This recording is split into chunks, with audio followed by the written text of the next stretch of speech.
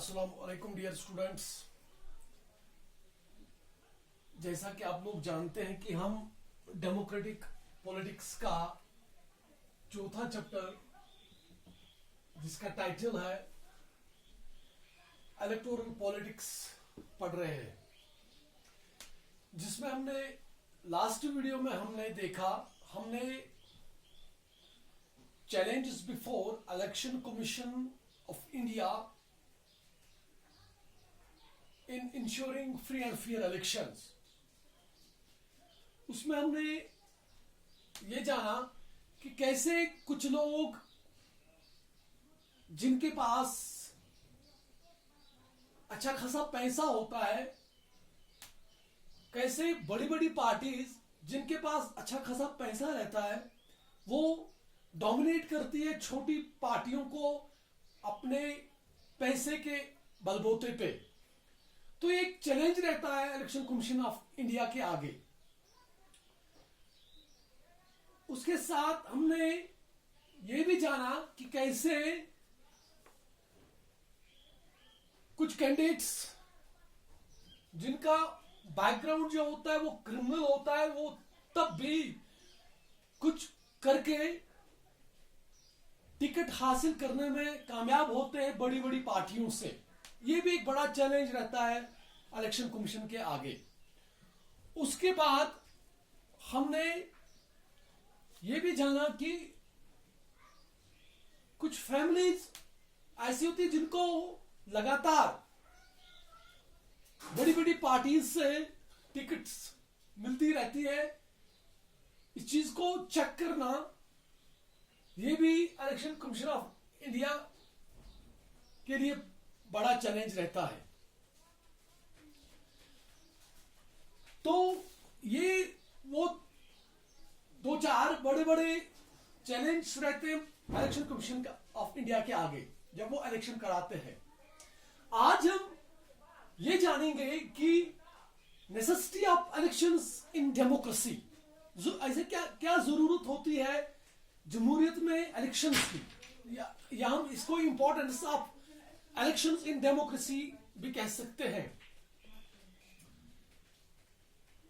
जैसा कि हम लोग ये जानते, मैंने आपको बहुत बार भी ये कहा है कि मॉडर्न डेमोक्रेसीज में लोग जो है वो डायरेक्टली एडमिनिस्ट्रेशन में इंटरफियर नहीं कर सकते हैं। किस लिहाज से कि हर एक मामले को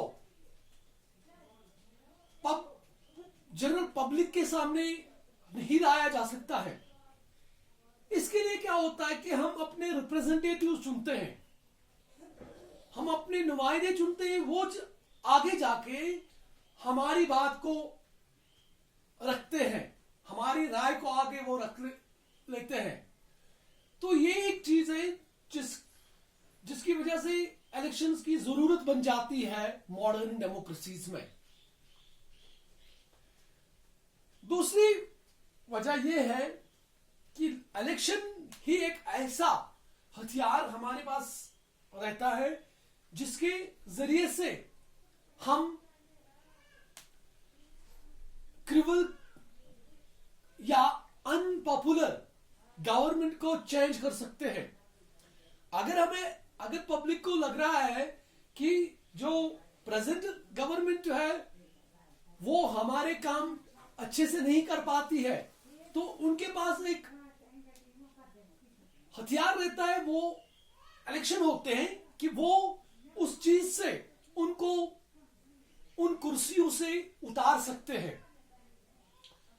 तो this is the only thing in the hands of general public जिसके जरिए से वो अपने जो अनपॉपुलर गवर्नमेंट हो उसके जगह एक पॉपुलर गवर्नमेंट को ला सकती है। इसके बाद जो तीसरी जरूरत जो है, it is through elections alone that an effective control can be maintained on the executive।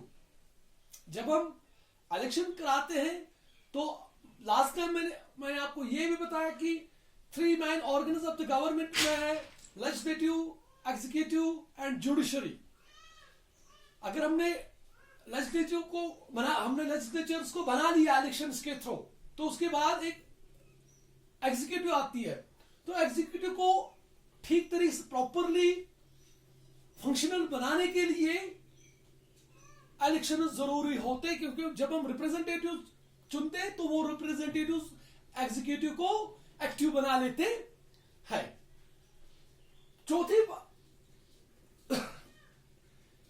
चौथी वजह जो है, without the elections alone a democratic government cannot be set up। ये तो आम सी बात है कि जब इलेक्शन ही ना हो तो हम एक डेमोक्रेटिक गवर्नमेंट बना नहीं सकते। तो इसलिए एक दाना एक थिंक टैंक ने कहा, राइटली कहा है, नो इलेक्शंस नो डेमोक्रेसी। अगर इलेक्शंस ना हो तो कोई जमहूरियत नहीं होती है। तो these were the 4 main reasons behind the elections. Why elections are necessary? By these 4 points we have understand that elections are very necessary in the modern democracies. आज के वीडियो में इतना ही। कल हम इस टॉपिक को और आगे लेके चलेंगे। तब तक के लिए खुदा हाफिज।